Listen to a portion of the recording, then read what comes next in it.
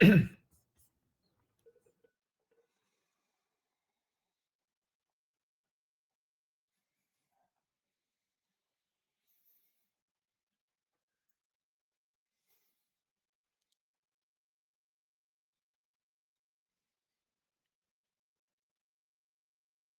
good morning. Hi, everyone. Good morning. How are you? Hi, Erwin. Good morning. Okay, so I think it's 8:05, so I think we're gonna start. So good morning, everyone, and thank you for joining us in the Toronto International Rounds.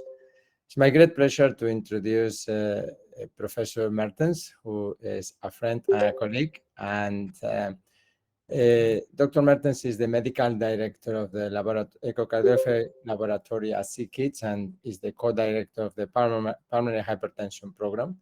And he also does clinics in the adults program. And he's going to talk today about the frontiers and innovations in congenital echocardiography. So, Luke, cannot thinking anyone better than you to talk about these topics. And thank you for accepting the invitation. And the floor is yours. Thank you. First of all, welcome everyone. And thank you, Rafa, for inviting me to give this talk in this distinguished audience. So first, disclosures. So you will see some of the work. I'll talk about different things. So it's quite a comprehensive overview of some of the work we've been recently doing, actually over the last 5 to 10 years in our department. I must disclose that we got some research support from GE Healthcare for the BSI project. I'll discuss, and I'm a consultant for Ventripoint. I will discuss different types of innovation, and you will see some of the innovations are probably a little bit more radical, although in the medical field, radical innovations rarely occur. Definitely some of the innovations going to be a bit more disruptive, but the majority of them are more incremental in compared to the technologies we currently have. In echocardiography, we've come a long way. If you think that dates back to 1953, and this is the first image ever recorded of the human heart that was done by Carl Hertz in Sweden in 1953. And we've come a long way since, if you look what we can obtain in the current era, and will go beyond what you currently clinically use in this talk. Now, if you look back in the past, you will see that the majority of innovations in echocardiography were driven by innovations in ultrasound technology and by innovations in computer science. And we'll continue along this line of innovation. Major advances in the field have come from collaborations, mainly between engineers and clinical scientists. And that's a model we have been using in our environment to try to advance the field. One of the problems we're faced with that congenital echocardiography is a relatively small field with a small market, which limits interest from industry in general for developing specific technology for our field. So we have to overcome that limitation by stimulating some not industry sponsored, but more academic type of research. One of the problems industry is faced with, not only that we are a small field, but kind of when they talk to physicians, and that dates back to the 1970s when Carl Hertz was developing technology, that different physicians have different opinions on relative importance of different additional features. And they often cannot give a clear answer what should be prioritized in development. So we've come a long way, but the question always is, where do we go from here? I did some training at the Mayo Clinic, and I've always been impressed by Jim Seward, who was the head of the Echo Lab at Mayo Clinic at that time. And Jim definitely was one of the most visionary people I've ever worked with in my career. And in 1999, it was towards the end of his career, he wrote this paper on kind of this how he developed his vision on the future of echocardiography and cardiac imaging in general. So what he wrote in that paper is that we can create measurable geometric representation of physiology. We can look at blood flow velocity, perfusion, pressure, contractility, electricity, metabolism, and a lot of constantly changing parameters. And what I'll show you is actually something that developed in that direction. Another thing he wrote in that very interesting kind of visionary paper is the key researchers are to discover new visual metaphors for representing information. And that's something that's been developed over the last couple of years. And I'll try to convince you what's been developed on representation of imaging information and integration of imaging information with clinical information. So the research direction we have taken is to further develop multidimensional imaging. Can we look at blood flow in more detail? Can we look at coronary perfusion by ultrasound technologies? Can we identify specific myocardial physical properties like myocardial stiffness? And can we look at the inflow, the impact of flow on other systems within our body? As we know that congenital heart disease in particular can affect other organ systems, as we know, longer term. Another important thing, and that fits within the vision of developing new metaphors for visualization, is to develop more intuitive 3D representation of morphology and physiology. And as you all aware, there are new techniques like 3D printing, virtual reality, and digital twin technology that's developed in this direction. And then a third direction is to integrate imaging information into networks of other information to improve decision-making and outcome prediction. And you're all familiar with developments in artificial intelligence. So to make that happen, you have to create multidisciplinary teams focused on ultrasound innovation. And there are different teams that have been created in our environment. And one worked on blood flow imaging. That was in collaboration with the Norwegian team in Trondheim, which is actually one of the pioneering groups in the world on ultrasound development. As you know, the Doppler technology was developed in Trondheim, and it was a home of one of the major ultrasound companies in the world. So they're pioneers, and they continue to be pioneers in development of ultrasound technology. And we've worked with them on developing and validating blood speckle tracking technology and blood flow imaging. Another team that we created locally was more focused on development of new ultrasound technology and clinical translation. Olivier Villemain came to our lab and created the ultra-fast ultrasound team, and I'll show you some of the potential applications for congenital heart disease later in this talk. But that's also based on collaboration between engineers, data scientists, and clinicians asking the clinical questions. The final is kind of integrating the imaging information and applying artificial intelligence technology to echo technology.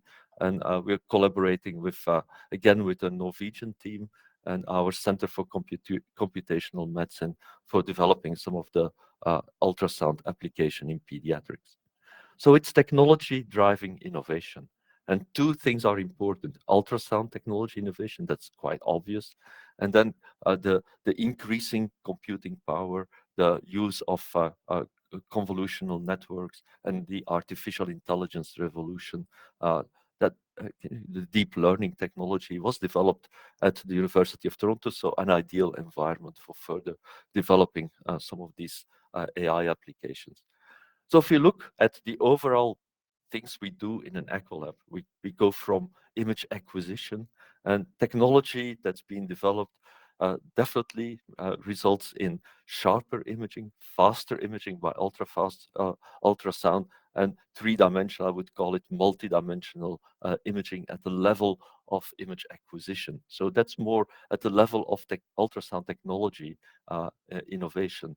Image quality optimization, and there's really a revolution in image quality optimization to application of different technologies denoising, correction for diffraction of ultrasound in the tissue as the computational power of echo machines increases, artifact recognition, artificial intelligence-based image optimization.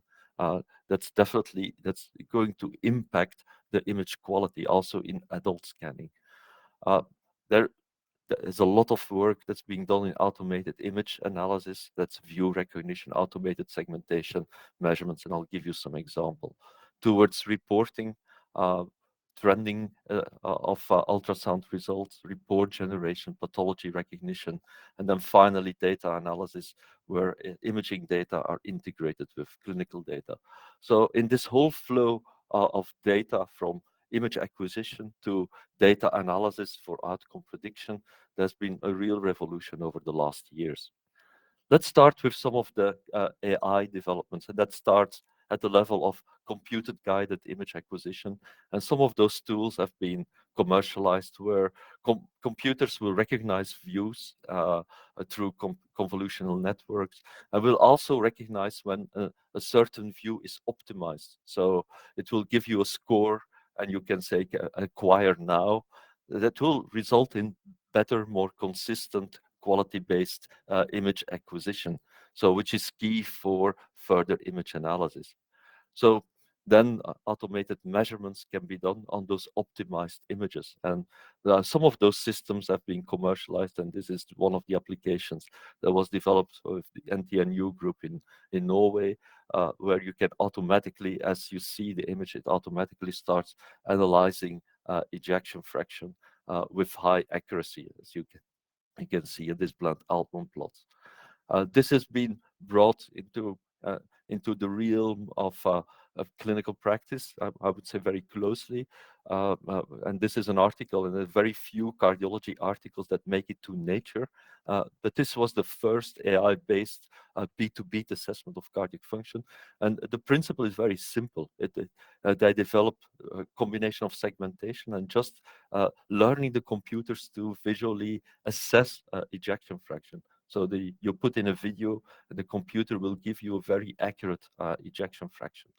This was done by the Stanford group and was also kind of retrained for pediatric use by Charita Reddy at Stanford group. So there's a pediatric version of this echo dynamic program.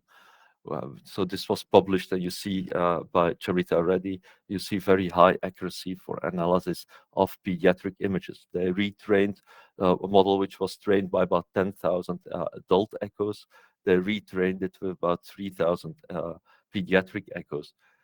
We also did some work on the same echo dynamics data set, and we actually could retrain the adult program with about 200 to 300 pediatric echoes, and that gave us kind of some encouragement, because to retrain adult models with pediatric data, that you don't actually need a lot of pediatric data to retrain the adult models. We developed some models for automatic prediction of cardiac output, and this was done in our AI group, and we're currently working on some automated segmentation for RV measurements. In the future, for sure, most routine measurements will be fully automated, and we can be developing the models specifically for pediatric application. You can develop them specifically for congenital application. You just have to retrain them with congenital data. And the promising thing is that you won't have to retrain them with that many data once you have an adult usual heart model. That definitely will reduce measurement variability and increase reproducibility of what you do in the echo lab. The multiple studies, and I'll just pick one. There was a Mayo Clinic model that was developed for recognizing HBEF just based on a single echocardiographic video clip. And they had a very good performance of this model. Different diagnosis-based models are currently being developed, and it's sure that for congenital heart disease, that definitely is more challenging because of the high variability within congenital imaging. But for sure, over time, I think those models will be developed. It's not only kind of that's on image analysis, and I already said kind of we can go further once we have the echo data by a better understanding through AI models the complex relationship between echo parameters that goes beyond traditional statistics. And a key there is to understand once we have the data automatically extracted, key is to define what's the individual trajectory of a patient over time, and can we predict evolution and bad outcomes by tracking certain echocardiographic parameters over time. Those models definitely can be developed once you have the automatic tracking. We can also can learn to better understand the interactions between certain parameters. And for diastolic function, for instance, in pediatrics, it's extremely difficult to understand the performance of different individual echo parameters. And we've done some work on trying to better understand the relationship between echocardiographic parameters for predicting diastolic dysfunction. And this is just an example of what you can do with AI.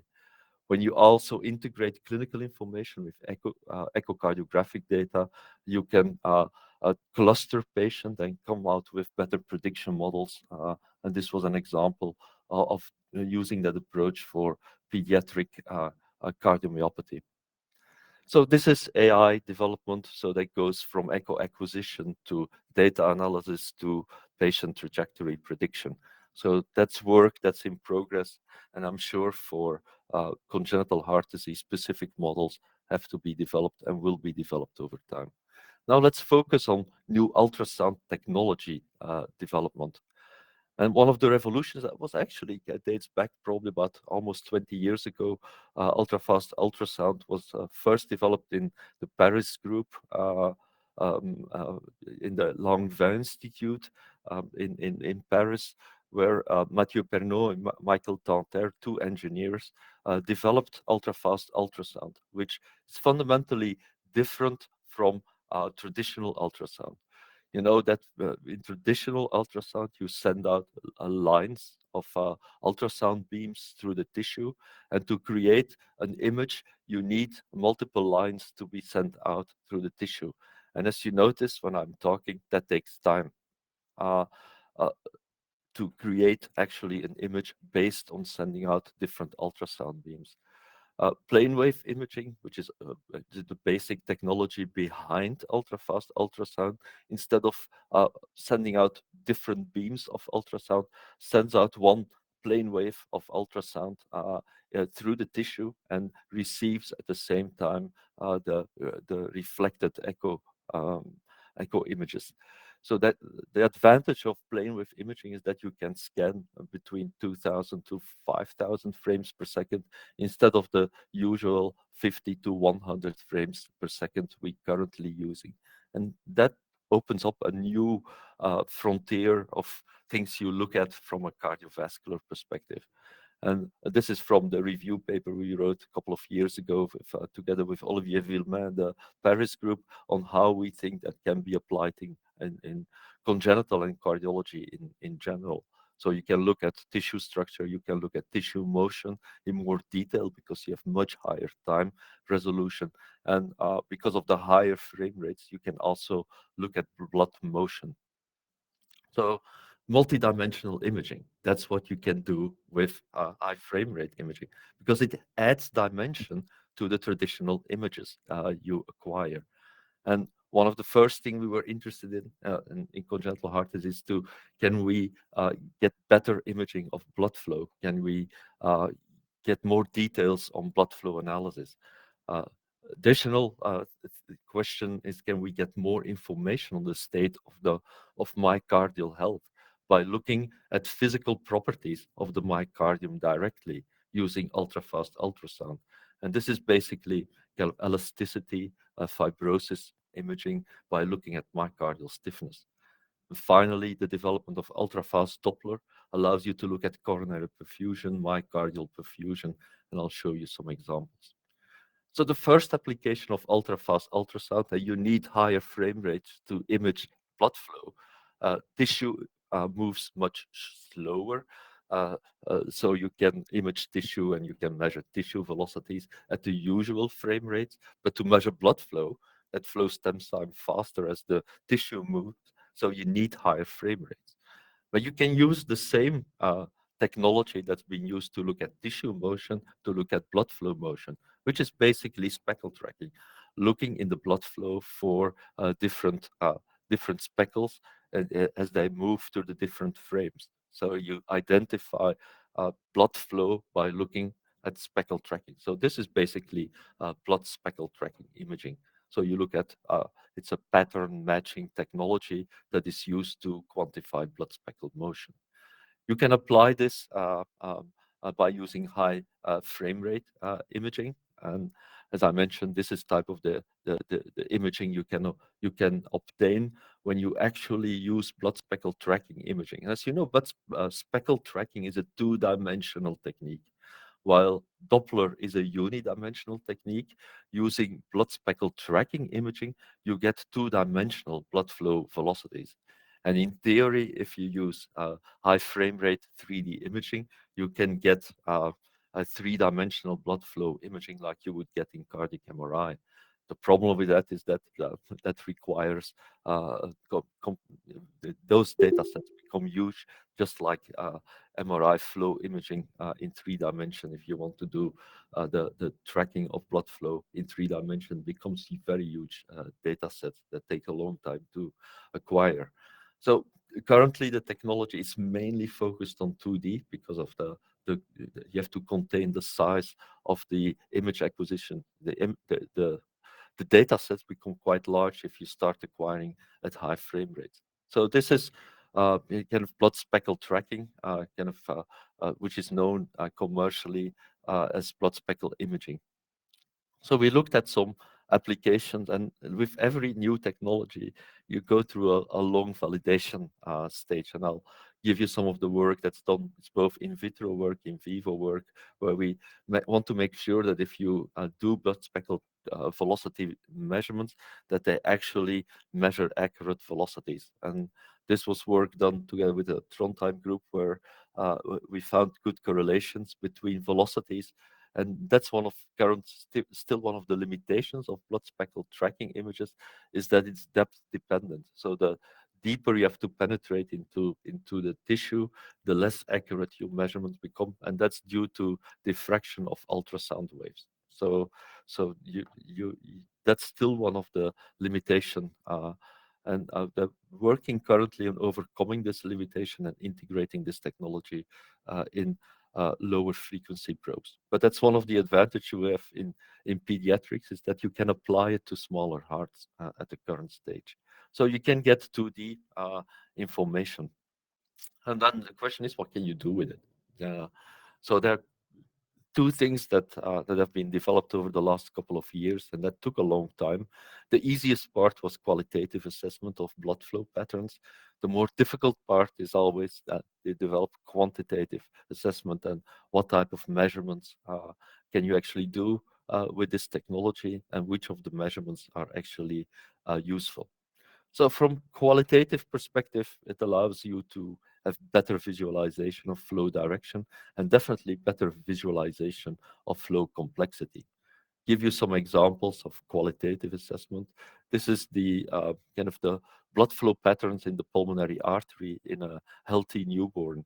And this is the same pattern or very different pattern in a patient with pulmonary arterial hypertension, where you can see you have this reflected blood flow coming back from the distal high resistance vessels, where you get this swirling pattern in the main pulmonary artery related to backflow of blood flow from the distal pulmonary arteries. Something is more difficult to visualize using regular color Doppler, but you can nicely visualize this with blood speckle tracking imaging as a diagnostic marker for pulmonary hypertension. A second example is abnormal blood flow patterns in bicuspid aortic valve. And this is some of the work done by one of the PhD students, Matthew Henry, in our lab, who looked at blood flow patterns in bicuspid aortic valve, and depending on which type of bicuspid aortic valve you're looking at, you can, and that's been shown by MRI imaging as well, you see different directions of blood flow patterns hitting the aortic wall in different regions, which probably contributes to pathologic remodeling in the ascending aorta. In congenital heart disease, you can better understand some of the blood flow patterns. And we've done some work, for instance, on the right ventricle, looking at complex blood flow patterns in the right ventricle, in dilated right ventricles, comparing it to control patients with ASD and repair tetralogy with severe pulmonary regurgitation. And just from a qualitative perspective, what you find in tetralogy patient is you will find this abnormal swirling pattern, this abnormal vortex formation in the right ventricular apex, just where the blood flow comes back from the pulmonary artery, the pulmonary regurgitation jet, as it clashes with the inflow from the tricuspid valve. This creates an abnormal vortex in the RV apex, which could, in theory, contribute to pathologic remodeling. You can quantify things, and there are different things you can quantify, and we developed together with the engineering groups and the indices for vorticity. You can quantify, once you have all the blood velocities in 2 dimensions, energy losses. You can quantify kinetic energy as some as in fact vorticity, vortex complexity, as some of the examples of indices you can quantify. And some example here is kind of, if you look at usual aortic valves versus bicuspid aortic valve, not surprisingly, you have more energy loss, you have somewhat higher kinetic energy, although the difference was not significantly. So there's increased vorticity and there's increased vector complexity. Interestingly, that also we found also significant differences in energy flow parameters in the left ventricle, with increased energy loss, increased vorticity, and increased vector complexity within the left ventricle in patients with bicuspid aortic valve. The same thing you can quantify, and I already showed you some examples of patients with repaired tetralogy. You can quantify those kinetic parameters, and we still try to understand which parameters are really clinically important. I think the most kind of clinically applicable parameter we have been using this technology over the last couple of years is, and it took some time to get to a reliable method, is to use this methodology to see whether we can quantify early intraventricular pressure differences within the ventricle during early filling. In pediatrics, we've confronted with the fact that there's no good diastolic parameters, as I already alluded to. We try to understand that. And understanding intraventricular pressure differences as they're normally present during early filling, which we call diastolic suction, may add a parameter that is very clinically sensitive. So, and you can actually quantify that, and it's a pressure differences between 1 to 2 millimeters of mercury. So it's a very small pressure difference. But you can identify this quite reliably in using speckle tracking echocardiography. And we've developed the analysis method for doing that. It was validated in vitro, and you'll see the predicted 3D computer model of flow versus the intraventricular pressure prediction by blood speckle tracking imaging. Actually, the two curves actually match completely, which was a big surprise because we thought that it wouldn't be that accurate. We validated it in, and this is recent work. It's still in publication. It's still not published yet. So we validated it in pig models by putting 2 Miller catheters, one at the apex, one at the base, looking at intraventricular pressure differences during early filling in a pig model. And you can see with almost a perfect correlation between the echo parameter of echo prediction of intraventricular pressure difference and the actual pressure measurement invasively. So that's very promising. So both the in vitro and in vivo validation seems to validate the method that was developed. It's highly reproducible as well, using intra-observer variability, because it's highly automated. So we looked at children with heart disease. We first had normal data, and you see that intraventricular pressure difference changes quickly during the first months of life, which is likely related to changes in ventricular pressure. We looked at some clinical applications, and this is in Fontan patients, where you see that you lose the diastolic suction quite significantly. The intraventricular pressure differences in Fontan patients are significantly lower compared to healthy controls. They also can remain relatively flat over time, and you see that at different ages, the intraventricular pressure difference are significantly different between the two groups, suggesting that the loss of diastolic suction is one of the mechanisms resulting in diastolic failure. Shear wave imaging is the next application of ultrafast ultrasound. And shear waves are actually waves that are generated by a mechanical event like valve closure, results in a shear wave that's transmitted through the myocardium. You can also send an external radioacoustic pulse to the myocardium and generate a shear wave. Now, the speed at which this shear wave moves through the myocardium is directly related to the stiffness of the myocardium. So that's a well-known relationship. So if you look at the speed of the shear wave, you can actually predict the stiffness of the myocardium. And that's used in clinical practice. And either you can use at natural shear wave during valve closure events, or you can look at acoustically generated shear wave by sending a radio pulse to the myocardium throughout different phases of the cardiac cycle. So you can use a pulse technique, the acoustic radiation force, which we use in our lab, or you can look at the naturally occurring shear waves, mechanical waves, which is either aortic valve closure, mitral valve closure. You can also look at mechanical waves, which is the wave that is transmitted through the myocardium during atrial contraction, which is more a mechanical wave rather than a shear wave. So Olivier Villemain, when he was working in Paris, did some work initially on myocardial stiffness in mainly adult patients with cardiomyopathy. He was brought in our group to develop this method for pediatric application. So what we did in our lab is we used an experimental scanner, brought in an engineer from Paris, Jérôme Baranger, who programmed the experimental scanner, and we got ethics approval to clinically translate that for clinical use.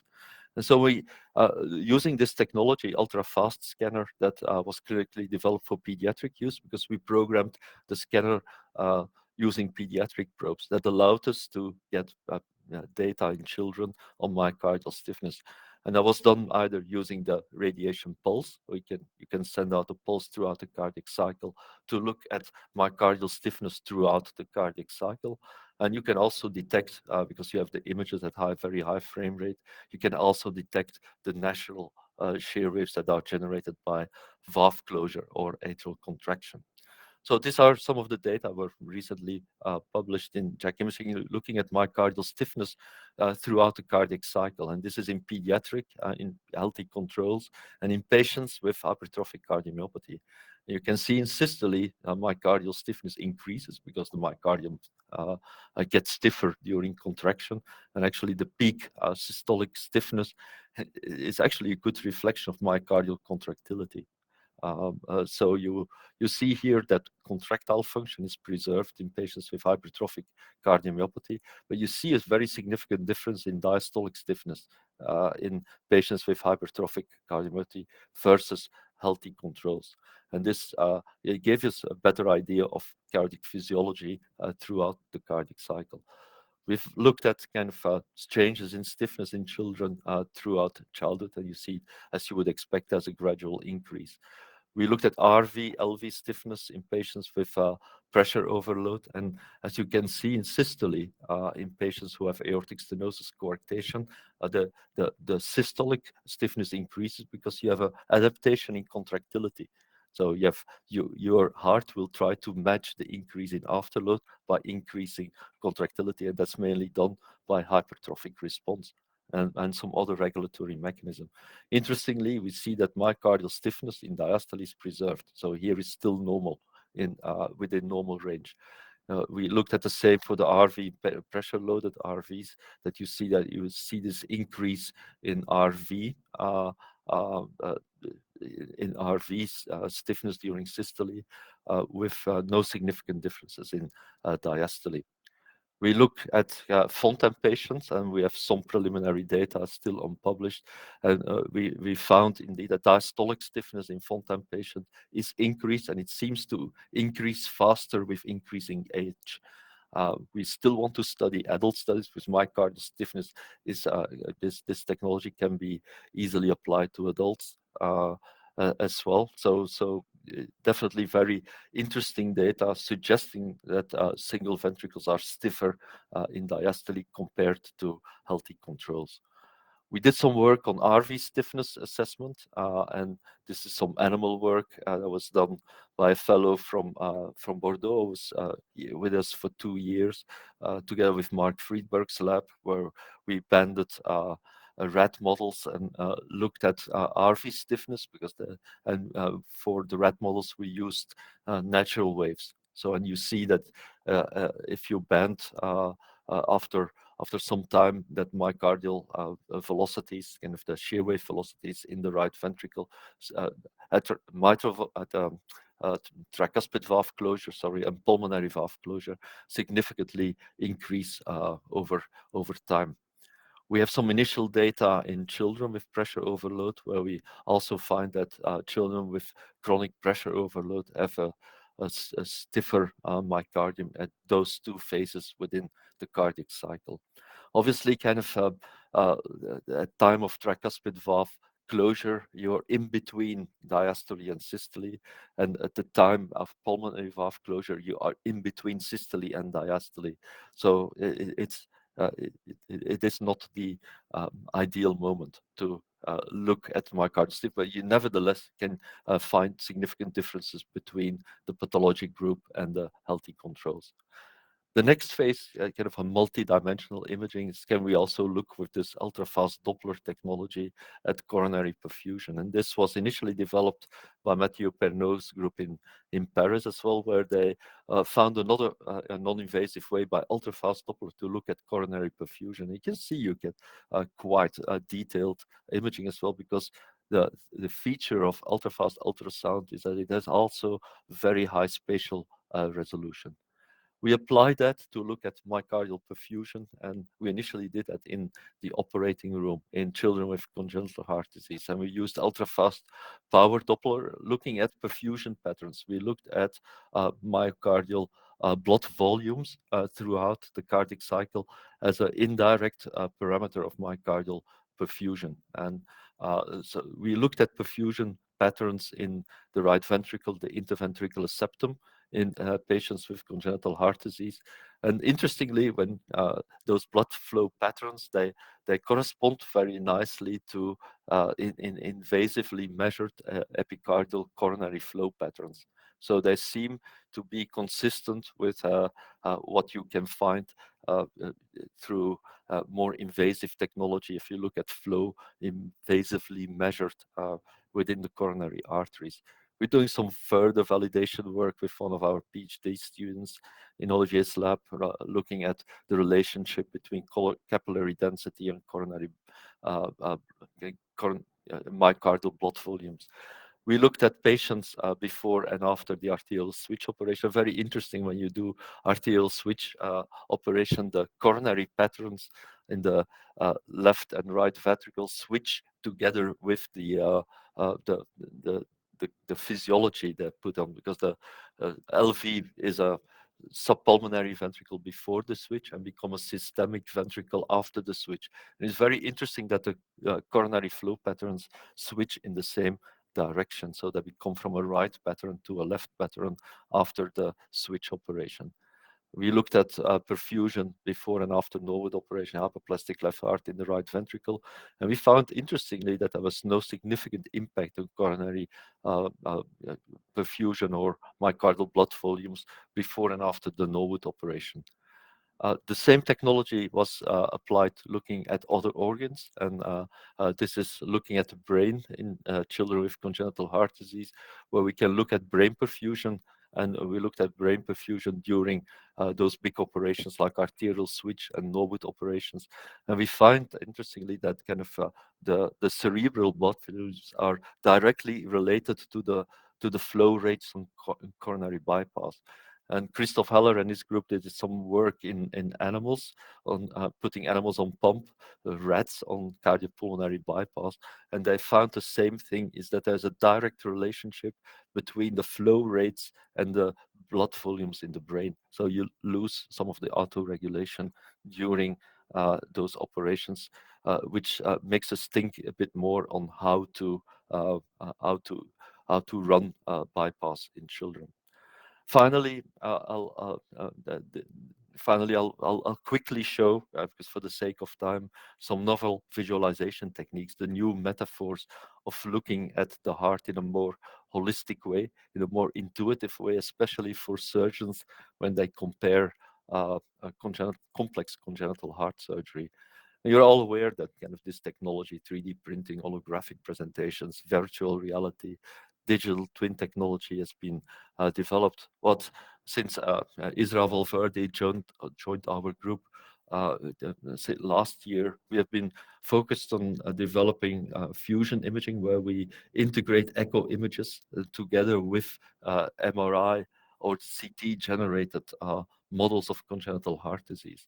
And one of the fellows in our lab is Carlos Villalobos, who developed actually this methodology together with ISRA of segmenting echo data, so you can pick out identify the valve and take the valve for integrated within the model. And here you see the example of a segmented valve that can be integrated into an MRI model. And this gives you an idea. This is a patient with transposition of the great artery, VSD, PS, where you can see how the tricuspid valve was modeled with all its attachment within the 3D model. And this is actually anatomical data that allows the surgeon to get a direct view on the relationship of the cords, the valve leaflets to the VSD in this case, and what it would take to tunnel, for instance, the LV to the aorta in this particular case, if you wanted to do a Rastelli operation. But this is very promising technology because it allows to create full three-dimensional picture of the heart for surgical preparation. So I hope I could convince you that this is the next frontier of doing multidisciplinary, multimodality, multidimensional imaging, which requires collaboration between ultrasound engineers, ultrasound physics, physicians who ask the questions, data science specialists, and AI specialists. What we will need for the future is for AI training, in particular, large data sets, which is a problem in congenital heart disease. So we should try to build a centralized repository that could be used for a more federalized learning model. And there's a pediatric initiative, it's called the Moonshot Initiative, to connect data from the different centers. For predictive models, a lifelong perspective integration of adult data. In congenital heart disease, you have to look at it throughout the lifespan, and we have to collect the data to make better predictions. So I thank you for your attention. I'm open to any questions. Thank you, Luke, for the excellent talk and very innovative data. And if anybody has any questions, please feel free to write them in the chat or mute your microphones, ask the questions directly. So while people think about questions, or have some, so I think that the data is really encouraging. And how much do you think that we can apply this in the future to clinical practice? I think how much does take the acquisition of the imaging. So blood speculum tracking, I think is very both shear stress and blood speculum is very interesting. But how much does add to your normal echo? So if you just want to apply this on clinical practice. I think it will take some time, like technical innovation before you get to clinical integration takes time. If you think just looking back, how long it took for strain to get integrated. People still call strain imaging a novel technique. It's been around for almost 30 years now. So there's nothing innovative about it anymore. So it just took a long time to get integrated within clinical practice. And I think most centers have now recognized the advantage. It took some technical optimization. It took some understanding of what you can do with strain imaging. But I think in most echo labs now, at least in adult echo labs, but most recently also in pediatric labs, it got integrated. It just takes time for this technology as it gets more automated, and that's going much faster because of AI developments now, uh, and computing power in developments. I think it will not take that long for some of this technology to be integrated within clinical scanners, and you see that that rapidly happening, especially AI applications. They've already been integrated within the clinical scanners you buy, and so it's just a matter of time. Multimodality imaging, like kind of multi-dimensional imaging, as I would call it, where you get physiologic information. For shear wave imaging, I see it. It's not going to take too long to get high ultra-fast imaging integrated within clinical scanners, where you can easily look at natural shear waves, for instance, as the first step into the technology. I think the acoustic radiation force is more for research applications, I would say, and to understand physiology and better understand remodeling, for instance. But also is an important topic in congenital heart disease. Oh, definitely. I like the single ventricle ideas. So, Erwin? Thank you very much, Luke, for this very innovative and inspiring presentation. And that these new technologies are really, really, it's fantastic. It gives us insights into a black box.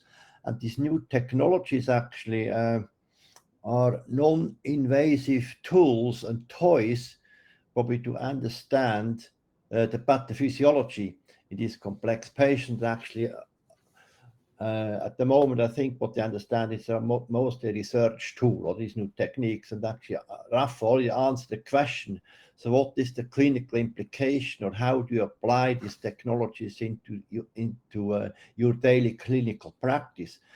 But you need to apply some of these technologies to a specific individual patient if you want to better understand the underlying pathophysiology, for instance, in a complex congenital heart disease patient, a Fontan patient, for instance, and also then to tailor the treatment. Yeah, I think that's where kind of the tracking of parameters over time becomes really key. And I think we're very poor at doing that right now. I think it's really sad that because we have the data, and I don't understand why we don't use them. So why? Because tracking an individual patient over time, we started doing that, for instance, but in a very simplistic way, in tracking some of the parameters of RV remodeling in tetralogy by doing MRIs every 3 years. But we can use echo data, I think, as well as you can use MRI data. If you just choose the right parameter and track them over time and look at changes over time. In adults, it's even easier because they don't grow anymore, except maybe in weight, but not in height. So that makes it more kind of robust, I would say, because in PS we always faced with the problem of growth of your patient at the same time when the remodeling happens. So that becomes always is more complicated. But tracking physiologic parameters over time is going to be key in trajectory prediction, because we don't use that information right now, and that would be relatively easy to do. Is to develop the trajectories where you see for certain echo parameters, and you can use 3 or 4, And as we got better, we probably can integrate more parameters over time to predict outcomes of patients and better select patients for specific treatments. Look at the effect of treatments on your parameters as well. And it's a pity we don't do that, because it's all in there. No, I fully agree, because longitudinal data over time are much more important than just a single snapshot. Yes, Because that's what when you know what's happening over time, what's the trajectory, and we need reliable, accurate, and reproducible data if we want to do that. So the data needs to be reproducible. If the data is not reproducible, they're useless. Then you cannot apply them into your daily clinical practice.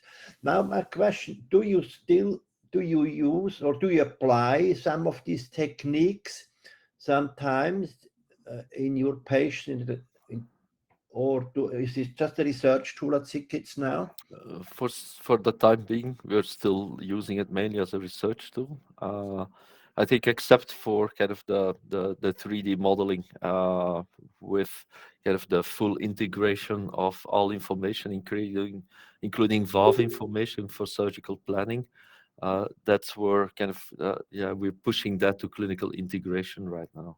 Kind of these new techniques are just fantastic to non-invasively study the pathophysiology in these patients. In the past, that we had to do a catheter, Miller catheters, and very fancy, sophisticated techniques in the cath lab. But now, probably in the future, we'll do it in the echo lab with these non-invasive techniques.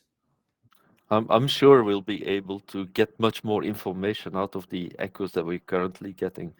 And that will not take, my prediction is that won't take too long. I think within the next 5 to 10 years, you will have much more automatic extraction of data, which will increase, as I mentioned, your reliability of your measurement significantly. If it's done more automated, you have more quality control on your data during the acquisition phase and during the analysis phase. If it's all automated, it's going to significantly increase the reproducibility and the clinical utility if you use trajectory modeling. I think one of the important things that, as you are mentioning, and you repeated that word several times during your talk, is the trajectory of the disease, right? One of the things that I think is come across with this talk is that we need to a closer collaboration between pediatrics and adult centers. This is so it doesn't matter whether you have congenital heart disease or you have hypertrophic cardiomyopathy. If the disease starts in pediatrics, probably many of these tools will determine some factors or some risk factors or some predictors of outcome that might change the way we manage patients early in adulthood. And that's of course a lot of things to learn there. But just thinking hypertrophic cardiomyopathy and just focusing on congenital heart disease, you might predict. I remember 10 years ago we didn't have genetics into the predictions of risk factor as a risk factor, and today we know that depending what mutation you have a higher risk of sudden cardiac death or not, and the same apply for single ventricles or for physiology or the trial follow, that we might learn that we might have to do things differently than we do today, but we have to work together between pediatrics and adults. That's for me is one of the key factors that I take from your talk today. Oh, absolutely. I think aging starts during childhood. That's that's I like that. That's the paradigm we would like to use. And you see that clearly, for instance, in Fontan patients. The data we have right now is that at every stage in their life, they have a stiffer ventricle. So and their circulation seem to age faster. So if the interventions will have to happen earlier if we want to prevent problems in adult life. And we're not proactive enough because we don't understand the mechanism, but we have to find ways to intervene earlier and to slow down that process of early adverse remodeling and stiffening of the heart, which ultimately results in fontan failure, likely results in fontan failure down the road. Hopefully, we will be able to answer that question in the next years to come. Hopefully, that requires collaboration between and bridging and look at congenital heart disease through the lifespan, because changes happen very early on, and understand what's happening later on will be determined by understanding what's happening early on. Totally agree. So I think that with that we are on 9 o'clock, and thank you, Luke, for excellent, very inspiring topic, an inspiring talk, and with a lot of hope for the future. And to those that you have joined today, thank you for joining us, and we'll see you here in a couple of weeks. And good morning, good afternoon, or good evening, wherever you are in the world. Thank you, Luke. Bye. Thank you. Bye bye.